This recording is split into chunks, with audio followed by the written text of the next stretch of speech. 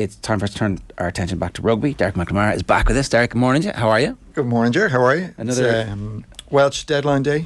Yeah. Which is a bit depressing, really, isn't it? You know? It's mad they can't sort it out because there's so much money slushing around rugby that, anyway, there's a whole hour-long conversation around that. I've been thinking about it on the way in, and there's kind of like issues there that could be resolved, but it's the problem is in reality is that we need to start treating this like a professional sport. Like there's situations like this where they're coming up each time, and the old guard that are there, that have been there since the amateur days, are still there. In all of the unions. Yeah, and they need to move on and allow the new guard come through, and the players themselves need to be much more involved in this situation themselves. One of the UK papers, I don't want to misattribute it, but they are making the point that this is the beginning of the player power, which has happened in all professional sports, and some professional sports have been really good at it and others haven't. The PFA have managed to get a share of the TV revenue that is baked into all of their contracts, and they also managed to get a share of the revenue that came from FIFA. And so the players' unions are really rich. Now, what they've done with that money might not necessarily be great. They spent a lot of money on art, and they spent like massive amounts of money on their chief executive. So you would maybe argue that although they won the money, they didn't spend it very wisely, but it'll be there for them in the future. I've often wondered, why aren't the rugby players a bit more active about their own health, the concussion laws, and their share of the pie? Yeah. But anyway, look. No, but like that is quintessentially it. Like the other sports have done it. It's naive of rugby and people that are involved in rugby not to realise that other sports have done this. Like rugby league, this has happened where 30 years after the implementation of professionalism, there was a change. The game evolved. Happens in American football every 10 years. Players come to bargaining agreements. Yeah. You can argue that they haven't done a very good job of it in American football either. I don't think they have. I think there's loads of things where they could have got a bigger share of the pie. But at least those players have a seat at the table. At least those players are there under that bargaining agreement so that they know how much of the piece of the pie is theirs. And they are also there as a result of agreeing to what rules that are agreed upon around injuries or sites or fines, like the Owen Farrell incidents. At least that the players would have an agreement that that's what, if this person does this, that this fine is implemented. But all of this as well. There's things around the salaries are going to come into question soon enough, where the salary cap has remained, questionable in most of these unions, and it's going to be amateuristic, the way it is. It's going to remain amateuristic, and it wasn't that long ago that the American football salaries were quite, were the same in a similar situation, and it's only in the last 10 years has it become, that player is getting this money over a certain amount of years. Yeah. So all this is going to have to change, but the overall issue with rugby, and like you just look at the Netflix situation. The Netflix situation it's a very similar situation where it's just amateuristic views. Like I'm nearly positive that the teams themselves would have editorial finish on that, on any of that content that goes out. The teams would have to give it the okay. So the idea that anything would be shared or lost is. If it doesn't happen in cricket or tennis or NFL or F1, it's not going to happen in rugby. Let's talk about the situations, because that definitely we could spend a fair bit of time getting into that. Yeah. So there's been a down week this week, an opportunity for you to compare and contrast all of the different teams. And what have you come up with for us this week? Yeah, I suppose I think a piece around the the six for Ireland that I did a couple of weeks ago. Peter Mahoney, yeah. Went down quite well, and it was like, it was a underutilised or underappreciated player. And what we did was we've been working really, really hard in trying to encapsulate everything that goes into the game and give it a weight towards specific positions. So second rows do this, back rows carry more, but they also ruck and they tackle. They don't do as much lineouts. So what we've done is that we've done this for every single position, and we've weighted it based on what's important for that position. And I think we've got a slide here just around the second rows. So this is jersey number 5, And basically what we've done here is all the Six Nations, this is competition prior to and during the Six Nations, we basically grade and rank each position based on the kind of core metrics. So rucking, carrying, tackling, lineouts, passing, maul, turnovers. There's more than this, but that's the basic of it. And when we take all these kind of metrics, we can then identify who's the best player at each position based on what they're doing and how well they're doing these things. And James Ryan comes out on top, and he's kind of a player that's kind of been lost a little bit amongst the different players that are coming to the fore for Ireland. But he's a real leader. He looks after the line out. But it's the big thing that he's significantly improving, or one of the main reasons why Ireland has improved is because of his tackling and because of his defensive impact on the game.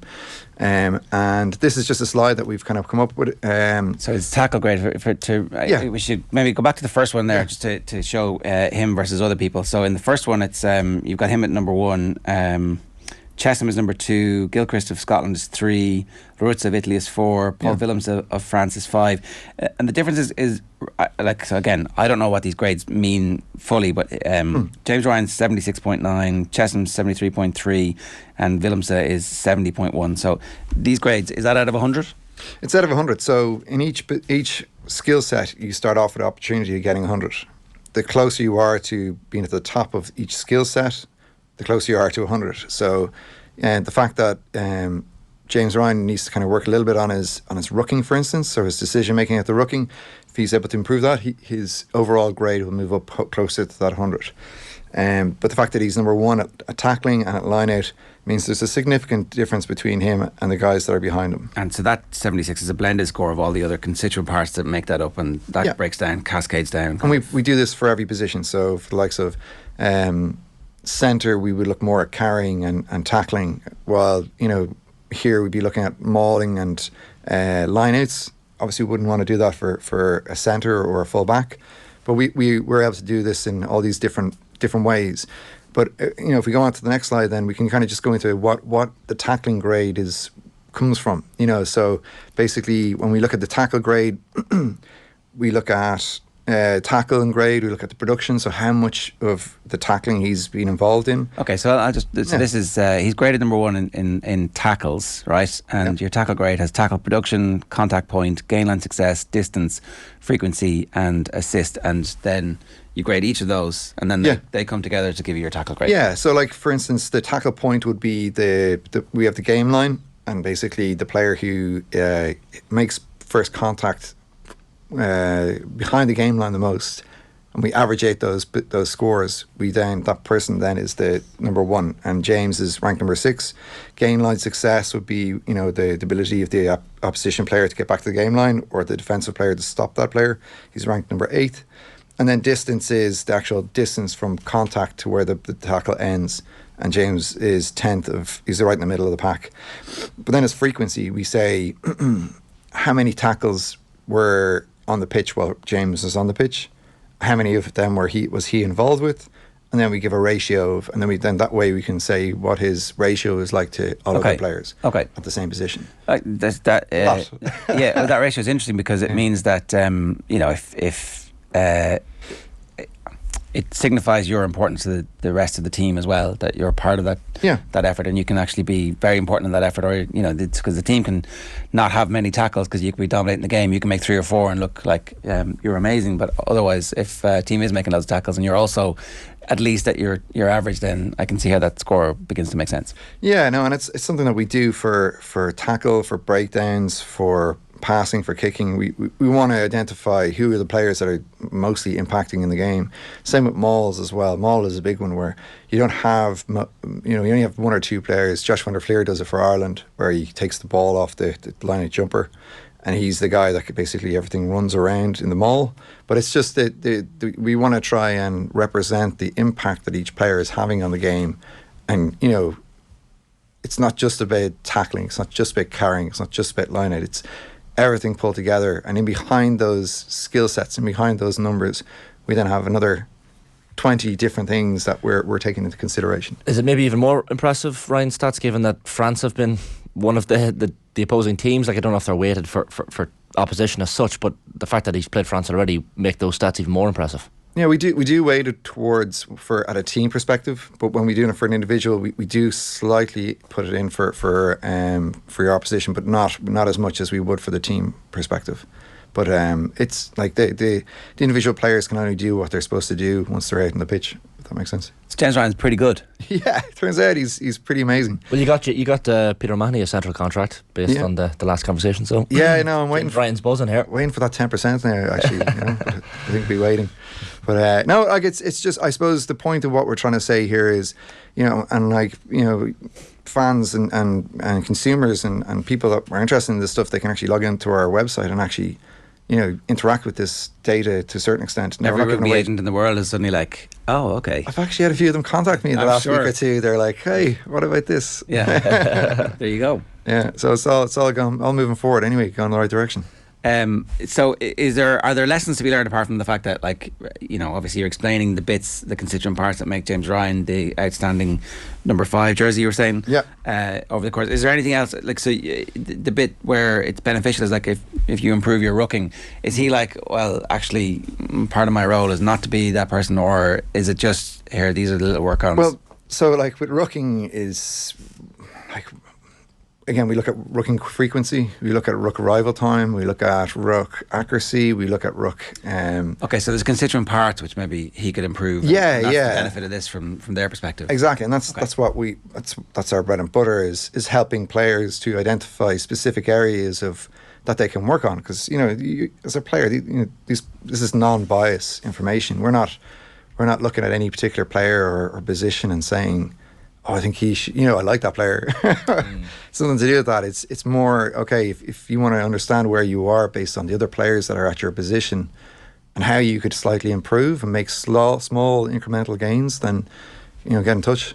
The next part is about game plans, right? And the patterns of play that have emerged over, is it just the first 2 games of the Six Nations? Just the first 2 games of the Six Nations, yeah. Okay. So this is something that we've been working on for the last number of months. We've been collecting lots and lots of data, but only now have we been able to start to actually use it and try and tell a story about what teams are doing in different parts of the pitch.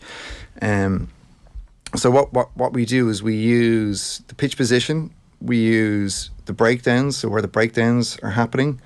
We used what direction the team's going, and then average number of phases per phase until they either kick the ball away or they get the ball turned over. And what we're trying to show here is that in defensive positions, so basically anything within 30 metres or scoring, your opposition scoring position, Ireland tend to spread the ball quite wide. They'll go through 1.5 phases and then they'll get rid of the ball. So this is in possession? This is in possession. So this is just when teams have possession in our own half, in our own 22. Ireland do tend to spread the ball quite wide when they do have it.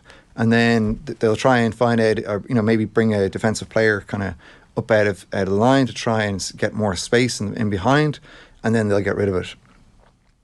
Italy and Scotland, though, they will play with the ball a little bit more in their own half, and then they'll spread the ball. Like Italy spread the ball the widest, which is you can see that in the games. And sorry, you're saying that they play with it a bit more. You can tell that because they have more breakdowns. Yeah, because they have more breakdowns in their own 22, and you can see that in the game. They're playing out of their own half basically. And then when we move to midfield, so basically we take midfield as the same slice type of area. Ireland go from being one of the top kind of width player teams, so passing the ball quite wide, to being the lowest in the competition actually. And they've also got kind of second fewest number of breakdowns in this area. So what they're doing is they're getting the ball, and they're getting the ball into attacking position or scoring position, and they're not spending too much time in the middle area. Okay. Do you expect there to be significant changes as games 3, 4 and 5 get layered into this? No, I don't. I think what you'll find is certain teams will hone in on what they're trying to do, and more players will become more aware of what they're supposed to do in each part of the position of the pitch. But in reality, these rugby isn't at the stage where teams are able to implement different game strategies mid-game.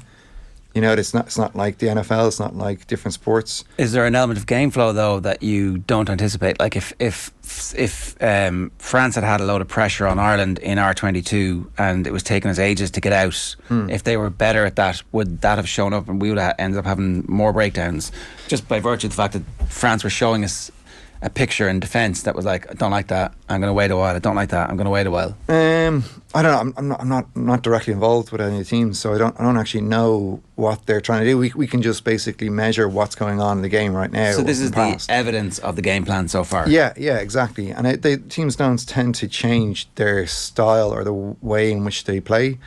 They more tend to the more accurate the data is, the more the game plan has been implemented and is understood by the rest of the team. So it's just a positive thing that we're spending less time in the midfield area. Like, we're not wasting time in areas of the pitch where we're less likely to score, essentially. Yeah, correct. Like, you can see Italy have the highest number of breakdowns in the midfield area, and that's their game plan. Their game plan is like, if we get you see it, if they get a what do you call it? Sorry, penalty.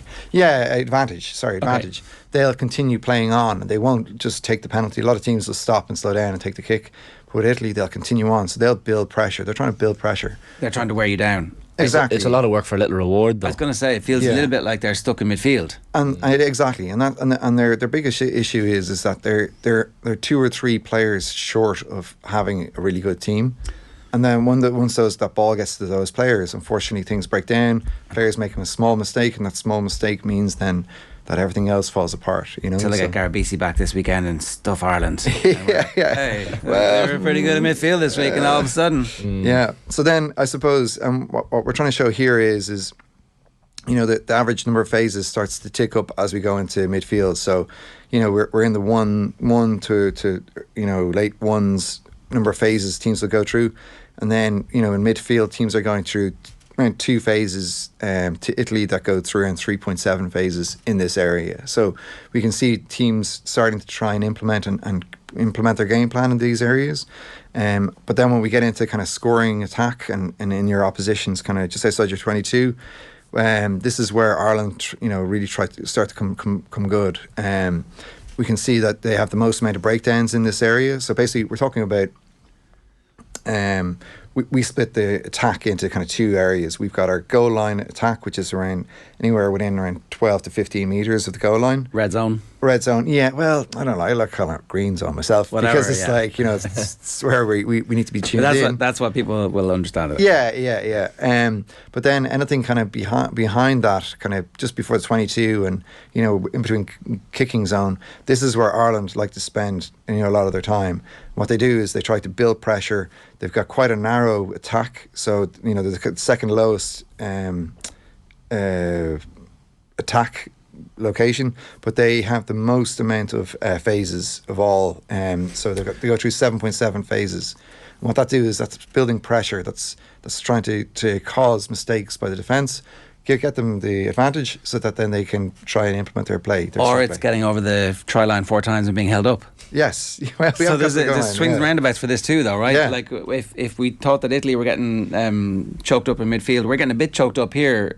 Is there an efficiency? No. Well, we have our most amount in the red zone. So in the goal line zone, we have 89. In here, we have 57. So what we're saying here is that they'd like to put the teams under pressure. They like to play in this area. They like to actually go to the phases and very hold narrow, off the ball, which we've seen. It's like, this is the evidence of your eyes. Is like there's pick and go, pick and go, pick and go, pick and go at the goal, and we're very rarely where you know, James Lowe standing on the sideline. Come on. Yeah. You can see it. Yeah. But like, but then when we get to the actual goal line, we can actually see Ireland go through the number of phases, but also we have a direction counter. Basically, if a player goes one way and then he goes another way, he goes again and again, we basically keep counting until he goes back the opposite direction. Okay. And then we say, okay, when we average up those, we can then identify whether or not teams are playing in certain directions or not. And we can see Ireland do play in a certain direction. So we'll hammer away when we think there's a weakness there. We'll keep hammering. Yeah, keep hammering in the same direction. And do we want to keep the ball in play for as long as possible, akin to the French game against Italy? Yeah, that's the way Ireland are going to play now. And I think that's where the game will be won and lost. I definitely think on Saturday, you look at the way in which Italy played or France played against them in the first game, and they play to their strengths. They kicking the ball out of play, letting their line out set, letting them run nice lines directly off first phase. That's not the way to play Italy. The way to play Italy is keep them in play, keep them under pressure, make them make mistakes, and then put the points on late in the second half.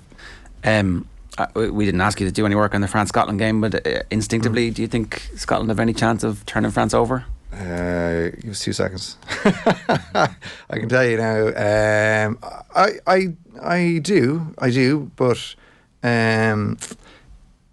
it's going to be tough. I think Scotland probably have a couple of cracks. I think France are there for the taking, though. They haven't been what they were the last couple of games. Their front five are where they're better.